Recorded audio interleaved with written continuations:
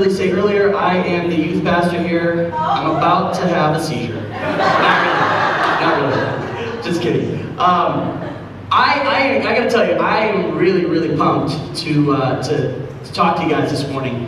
If you want, you don't even have to worry about these. You can put on the overheads, whatever you want to do. That's fine. I'm gonna talk anyway, so it's all good. All right, so I'm really excited to talk to you guys this morning, to bring something that I think is the most important story that you will ever hear. And I'll tell you what, I don't stand up here going, I'm an awesome speaker. It's gonna be great. These people are gonna be captivated and on the edge of their seat. I'm really not an amazing storyteller. I'm a fun storyteller. I'm interactive. So here's one of the things that I've said the last couple times that I've preached. I'm interactive. Now, I'm not expecting everybody to answer. I'm not expecting all of you to raise your hands. But I will ask for audience participation. So when I say, so what do you think about this? Somebody can say something. Okay. You'll be helping me out when, okay, thank you, that was good. So I want to share with you what I think is the most amazing story you will ever hear, the most important story in all of human history, the most dynamic story. And before I do, I want to ask you a question real quick. How many of you love movies? Okay, some of you didn't raise your hand, maybe you didn't hear me. Hold on, we'll turn up the hearing aids, right? That's not a joke if you really do. Sorry. If you really do have hearing aids, maybe you do need to check. But what I wanted to say was this. How many of you love movies? Okay, so a lot of you. How many of you prefer books? All right, awesome. Hey, nothing wrong with that. Books, movies, both are great, right? What is it about that book, those books, that movie, the movies that draw us in and make us spend hours? For some of us that read, it takes way more time than some of you. But we invest hours, we invest, I mean, think about it, over the course of your life, you're going to invest hundreds, probably thousands of dollars on going to the movies, reading, buying books, renting at Redbox, paying a subscription to Netflix. I mean, you spend lots of money and time, right? What is it though, and this is where I need your help, what is it about a movie or a book that draws us in, that captivates us? What is it? And you guys said it too soon. You're right though, that's absolutely it. I was gonna say, is it the cinematography, is it the writing, is it the author? It's all of those things. Now I'm gonna get to it. So what is it, really? It's the story, you're right. The story is what really grips us. Why? Why does the story, why are we so invested so many times, right? So think about it. There's a new movie coming out, I think in November, Catching Fire, right? Yeah, some of you are like, I have no clue what you're talking about. I know I'm looking at one of you that I know you have no clue what I'm talking about, and that's all right. But this is this awesome series, right? Anybody know the series that I'm talking about? Hunger Games, yes. And what is it that draws us in and keeps us, that captivates us? What is it? It's the entertainment of it? Okay. I mean, the story, yeah, but what about the story? The underdog, yeah. I always relate to that. I love stories about the underdog. What else about it? So the underdog, okay. Connection. Life is story, isn't it? Right? If you think about this, right? Your life, my life, our lives are story. That's really what they are. I mean, they're this thing, when we pass off the scene, God willing, our grandchildren, our children and grandchildren will tell really good stories about us. Stories that they go, dude, you don't even know how crazy my Grandpa Al was. I already have a name, Grandpa Al. I'm gonna be called Grandpa Al. But seriously, our life is story, right? I mean, that's how we connect with other people. The most meaningful connections made are with people who have a similar story to us, isn't it? You think about your best friend in the world. You have a connection with that person like no other person. I mean, you don't walk down the street and you point to just some random person and say, that's my best friend. If you do, we have a clinical psychologist that goes to this church. They will help you later. We can talk about it. But no, you don't do that. You make a connection with someone when you have a similar story. When maybe you don't even have a similar story always, but you make a connection with them based on their story. You hearing their story, or them hearing your story. And so I think it's this. I think human beings, people are created with this, I don't really know how to say it, this deep, natural, basic, that's a good word, basic, this basic desire for connection. And we find that this connection in life often comes through story. And so it's no wonder that the Creator, God, would tell incredible stories. I mean, you look at the Bible, right? And there is no other book anywhere that is comprised of, anyone know how many books are in the Bible? 66 books. Spans over 1,600 years. And anybody know how many authors? At least 40, 37, either way, it's a lot. And what's amazing, right? Think of it, is there any other text, any other religious text, any other historical history book, any other novel that is built up, created, comprised of 66 books, at least 37 authors, and spans, they were written over a 1,600 year period, and they all build on one another to tell the same story. I don't know of any other book. There are a lot of books in the world, are there not? I mean, new textbooks. We have some students here this morning. We have high school students, we have college students, we have people who are back to school. There are new textbooks that are written every year. So we have almost an unlimited supply of books, stories, but none is as amazing as the Bible. And so, of course, you're here in church. You probably weren't expecting that I was going to be telling you a story that wasn't part of the Bible. If you were, surprise! We're going to talk about the Bible this morning. It's pretty cool. And so what I want to do is this. I want to kind of tell you something. I want to tell you something that's kind of a secret. Okay? But you got to tell me that you will keep it a secret. Okay? You guys promise? You don't promise until you know what it is. Come on, guys. Hello. Billy's going to tweet it. All right, but I want to tell you, it's amazing. It really is an amazing secret. And when I tell you this secret, I'm going to tell you, most of you will not keep it to yourself. You're like me, and you like to talk to me. So I'm going to tell you anyways. You ready? God is telling a story for mankind. Wait for it. I know, some of you are like, that's a secret? Yeah, we know. The Bible tells a story about mankind, the history of humanity. What's the big deal? I was just joking. It's not really a secret. It's weird, right? You would think, how does this God, right? God clearly is not physically right here in front of me, or you. How does this God create this story? And I think that it comes through experience. We see past experience of people through the Old Testament. I mean, even in the Old Testament, we have a story of everything from the beginning of creation. What do we see? We see that it all comes back to this central story. We're talking about basics this morning, right? So the series topic is basic, and what we're going to look at is this story. This amazing story that started a long time ago. And it's this idea, it's through the idea of story that we see God at work in the world. I think God is the ultimate when it comes to stories.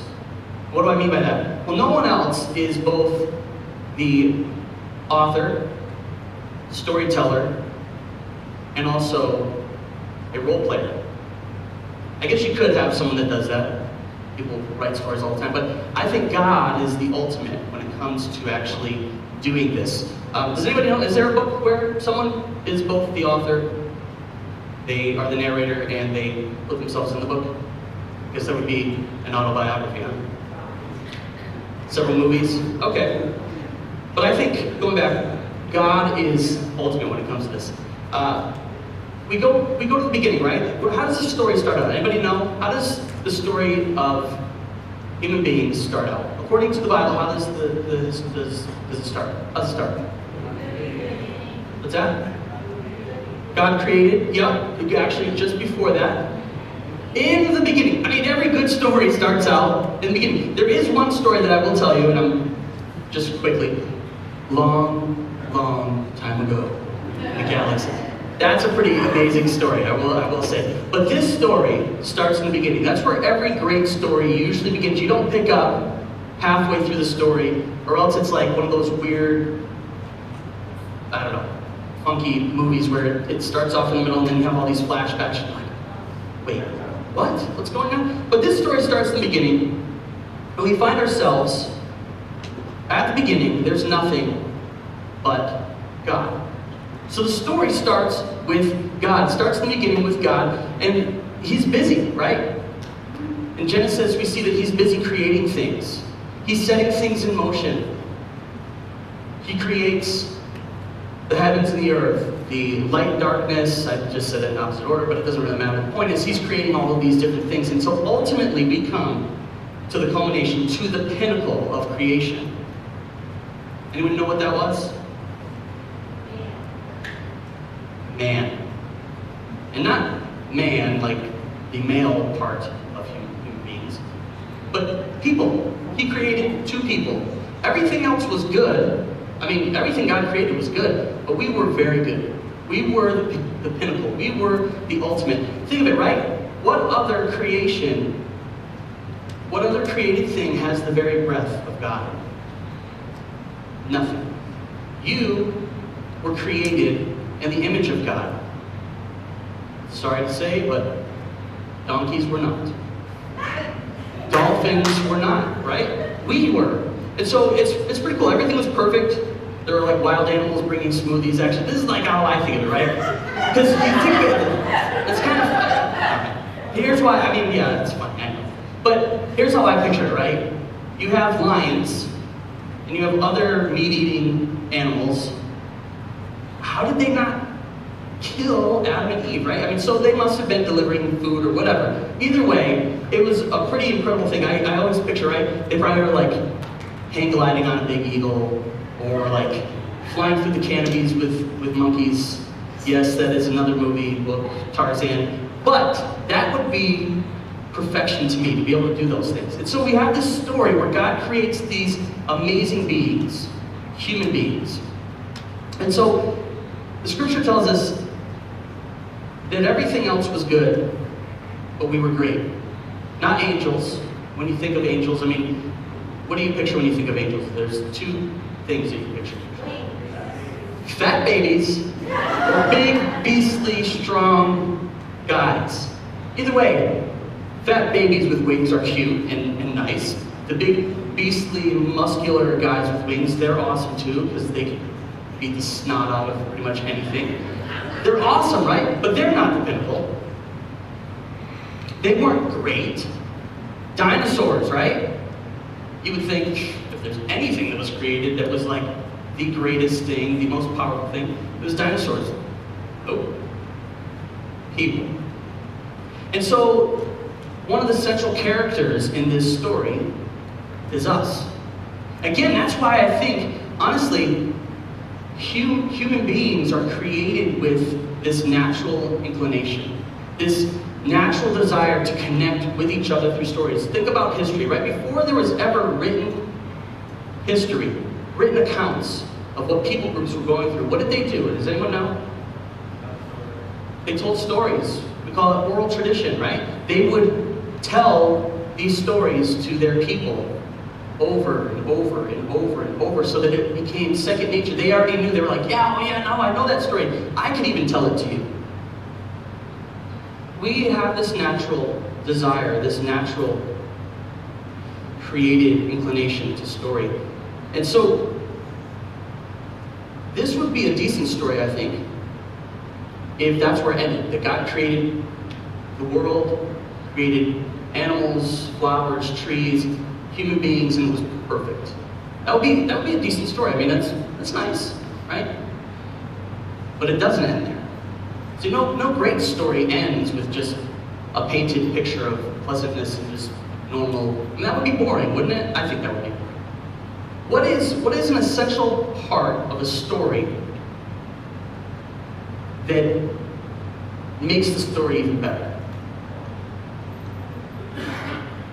What is it? Conflict, tension, right? Something happens that makes everything kind of turn on its head and go, oh, no way, no, what's gonna happen now? And so we see this tension enters into the story as a result of our decisions. Human beings make a decision to not trust God. Human beings, Adam and Eve, make a decision to disregard the standard that God had established. And so we see that things get shaken up. There was a question basically written into our story. It was this: am I going to obey God or myself? God or self? And I'm going to tell you this. Since that time, every single human being ever to live on this earth has fought this same question, has wrestled with it. Some of you, like me today, probably wrestled with it and were like, yeah, I didn't really have a choice if I don't want to go to church or not. It's kind of expected that I would be here to speak. That would be really weird if I didn't show up. But you had a choice, right? It was like, do I really want to get up? Do I really want to take a shower? Should I stop eating coffee for a second? Stop eating coffee? Am I going to just stay? I don't know. Maybe I'll just go home. But no, you wrestled with it. Maybe you didn't. Maybe I'm making way more of this than really it was. Some of you, maybe it was, I'm going to snap if my kids don't stop. I'm not bringing them. They're too crazy. And for those of you that know me and my family, you know that that's a regular conversation that I'm going to have. Because can we bring them anywhere without there being a problem? No. But there's this decision brought to them, that God versus me moment. And it's a moment that we all face. It's this: who is the ultimate authority? Who am I going to put on the throne in my life and say is in charge of me? Me or God? Because someone's going to be in charge, right? I mean, you can't live life listless, right? Just going wherever you could. I mean, but ultimately you're still the one directing that. You're letting something direct that, right? And so it's this natural part of the story that's written into the fabric of our own being. We are created to desire connection with God, and it's been severed because when they made that decision, however many years ago it was, it's really not the point, right? Long ago, human beings made this decision to not follow God. We've had this problem ever since, and this problem is sin. Whoa, well, what are we talking about here? This is a touchy subject because I'm not talking about specific sin or specific behaviors. I really don't, I know this is going to come out bad. I don't really care about that right now. Because the point that I'm trying to make is that we all have a condition. We all have a problem. Our connection to God has been severed because of sin. Two people, long ago, made a decision that would ultimately affect all of humanity, all of human history. And what's incredible about this story, right, is if you think about it, if God is who He says He is, or especially who the Bible proclaims Him to be, you cannot be God without being omniscient, right? All-knowing. You cannot be God without being omniscient, without knowing everything. So, did God know this was going to happen? Did God know and willingly create human beings knowing that we would screw up? Wow. That's either really dumb, and some of you are like, I'm never coming back to this church. I'm not calling God dumb, I'm just saying it's either really a bad decision on God's part, or it's an amazing decision to create an amazing story. And I think it's the latter. Here's what happens, right? We're given a picture of what's coming. At the end, God doesn't say, well, guys, you really screwed it up. Thanks a lot. You ruined it all. Great. Now I gotta clean up your mess. I mean, because if you're a parent, sometimes we clean up our children's messes, and it's really annoying. Sometimes we have to dole out punishment, and it's really frustrating, and it's not nice, and it's not fun. And we see this example of God being this amazing Father, this amazing Creator, who doesn't just go, you dummies, it's done, I'm gonna wipe you out. He says, let me tell you a story. There's coming a day where I'm gonna bring a hero into this story. And he's going to be unlike anything you've ever seen. He's not going to be like we anticipated. He's going to come and he's going to make it right. And so we have this promise of something to come. And what we see all through the Old Testament, this is what's so amazing about the Bible, is that most of us, myself included, when I first became a Christian, or actually before I became a Christian, I thought, well, Jesus is talked about in the New Testament, right? The New Testament being the portion of Scripture that was written about Jesus. Clearly, he would be in that if it's about him. So, what's amazing is this. Jesus is talked about throughout the Old Testament. Everything that happened in the Old Testament happened to point us to that coming day. The sacrifices, right? They would sacrifice a spotless lamb to cover the sins of the people, right? Anybody that knows about Jewish culture, that's what they would do. Every year God required of them that they would make an ultimate sacrifice, and that would cover the sins of the people for that time. It was a picture of something else to come. Jesus was coming.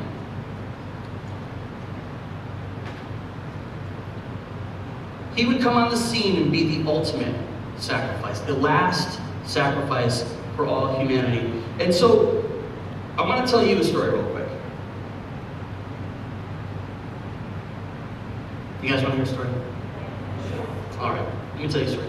There was, some of you may have even heard this story before, but there was a bridge. And it covered this huge expanse. It was like a train trestle. But it was a drawbridge. So it would come up and let boats pass under. Okay? Seat backs. So it was a train trestle in the drawbridge. So every day, at the same time, a train would pass over.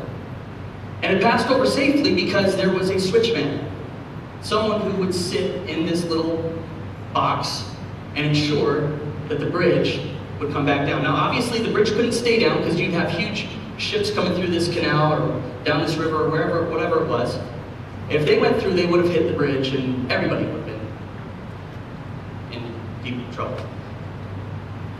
So it was his job to ensure that the bridge came up before the boats came down from the train. And so he decides, well, you know, it's a beautiful day. Let me have my son come with me. You know, it'd be nice for him to see what I do for work. I mean, it's kind of exciting, you know. I mean, it's this huge high bridge. I get to control it from this one little room. He's going to come and hang out and see what I do. And so they're having a great time, and he's showing them everything, and it's about that time. And the train's about to come. And he realized, oh no, the bridge, they were down at the water. Oh no, the train's about to come, I gotta get up there really fast. So he gets up there, he scrambles, and he's about to put the bridge back down to let the train go over. And realizes, wait a minute, My son is down in the gears playing around. And his son's only 4. Which some of you that have children that young know, say, oh, okay, I can see how they would do something like that. And the man at that moment had a decision to make. I either throw the switch, instantly killing my son,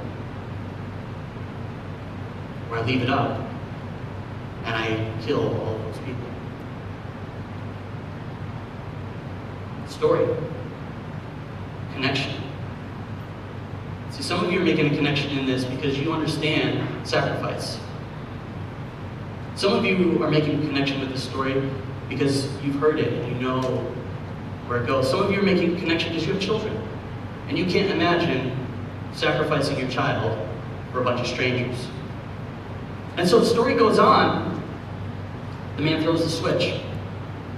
Instantly, his son is killed. And he runs out onto the bridge as the train's going by, and he's yelling, "Can't you see what I just did? Don't you see the sacrifice I just made? Don't you see how I paid with my son? I made the way for you to cross over to the other side safely." They had no clue. They didn't know.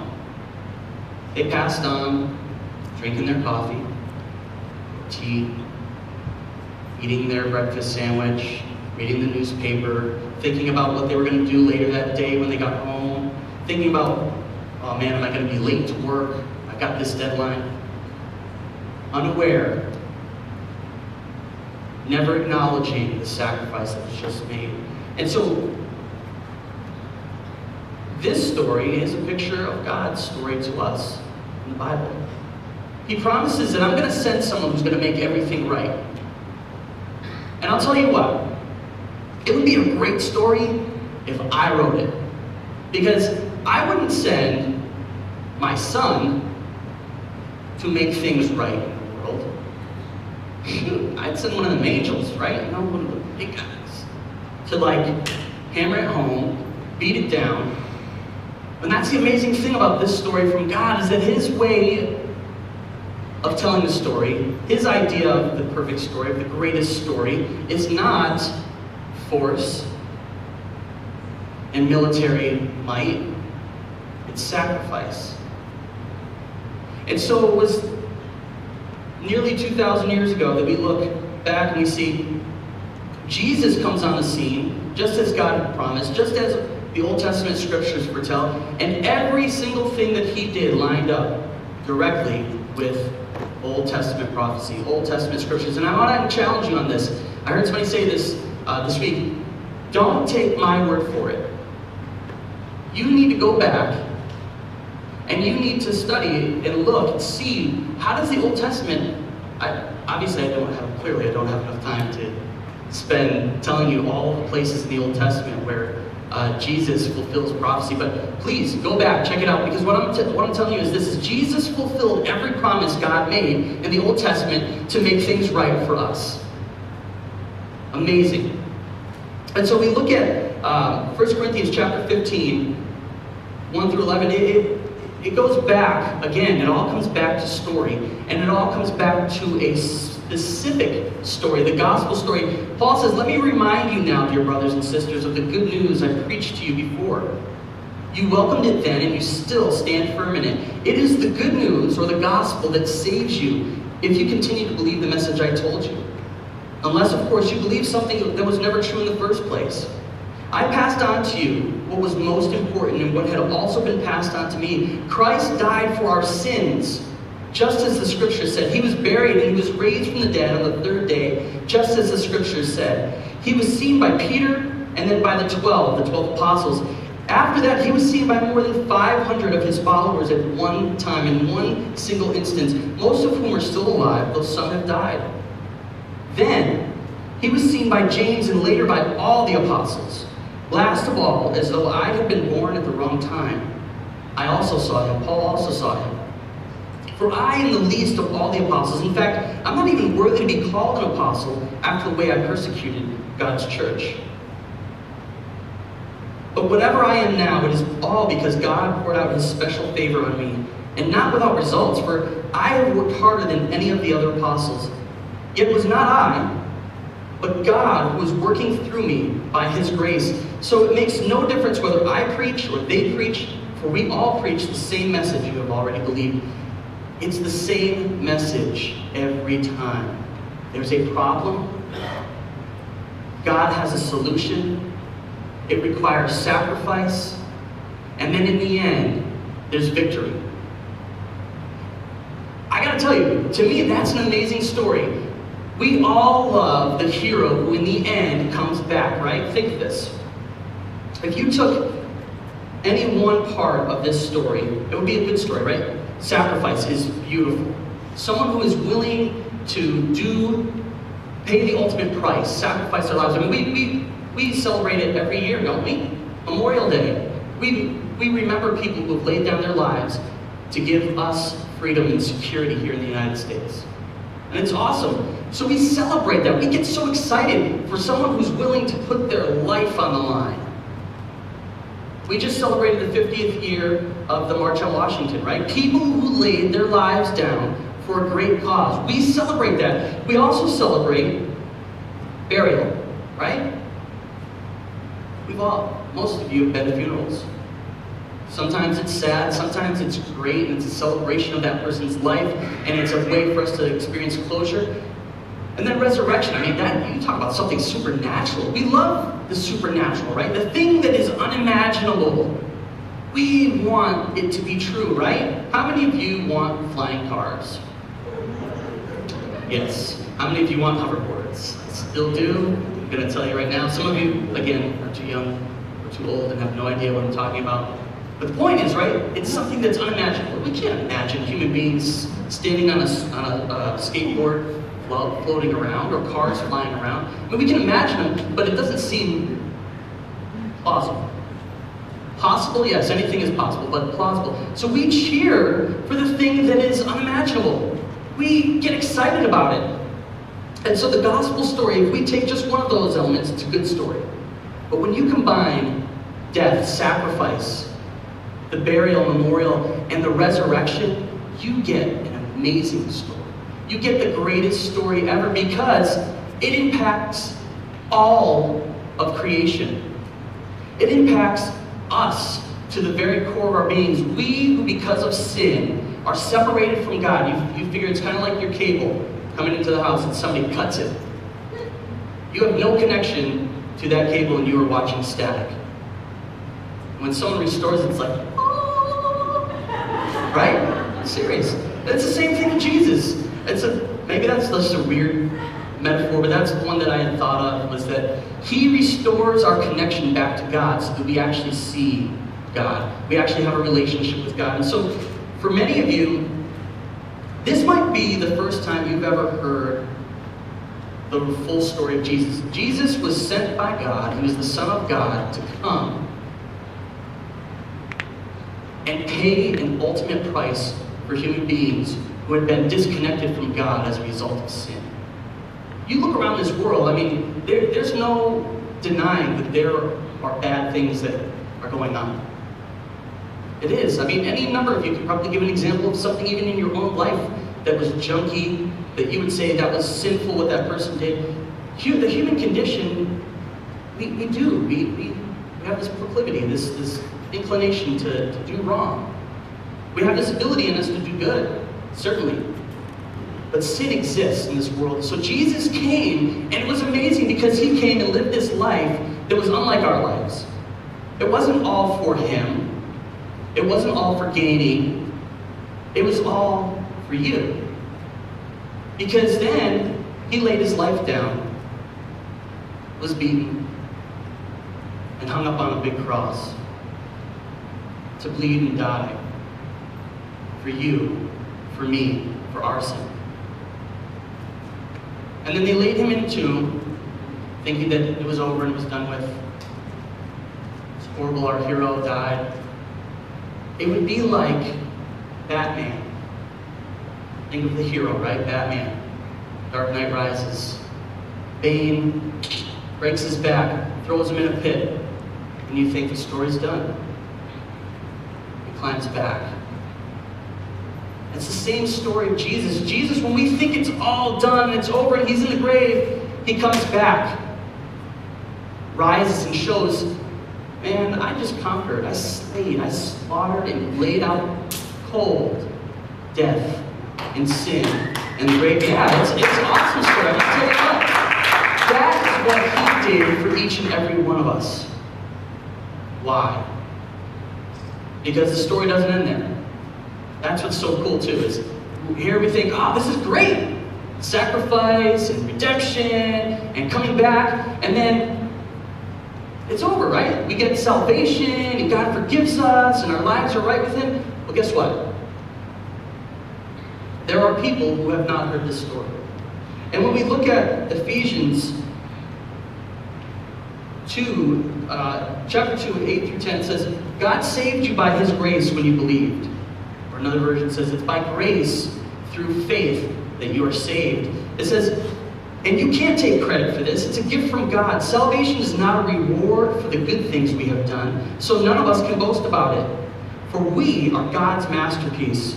He has created us anew in Christ Jesus, and this is why I say it's not done. So we can do the good things that he planned for us long ago. I'm going to tell you, some of you, as I said, you probably have heard this story in full for the first time. And I want to give you an opportunity to respond to God, in your own heart, in your own mind about it. But it doesn't end there, because God invites us on this adventure. God invites us to partner with him in life and share this great story. Pass on this story that has been told for years and years and years and years. To tell this story to other people who have not yet experienced the forgiveness and freedom that is found in Jesus Christ. And so when you become a follower of Jesus, it doesn't end there. I mean, if it was just that your sin was forgiven and your relationship with God was made right, that would be awesome. But God always takes it a step further, and then he says, come on, man. Come on, guys. Come with me. This adventure of life is not about you and accumulating. It's about you sharing this message, this story, this gospel, this good news with everyone you encounter. And so I want to pray for you guys this morning.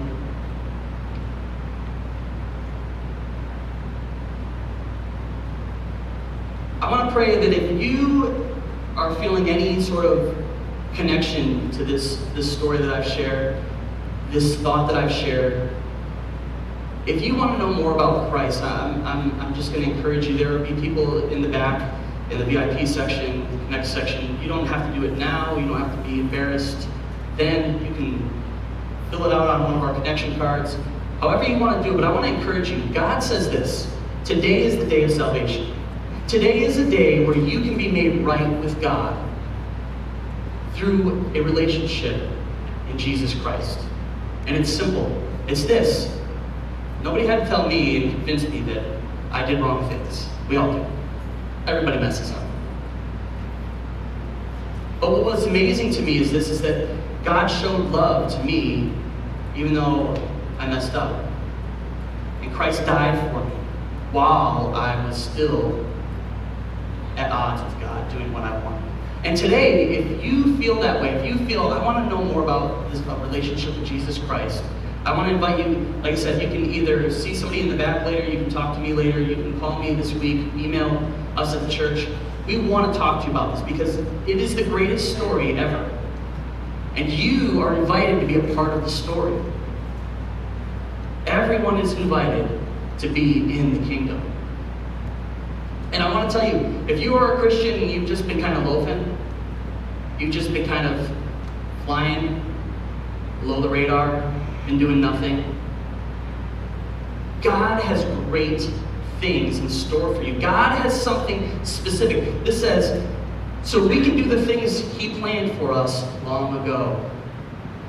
Back before you were born, he had a plan for you. I'm telling you, God has something amazing for each and every one of us if we are willing to connect with him. If we are willing to move from being story readers and movie watchers the actual players, role players in the story. And so, if you would let me, I just want to pray for you.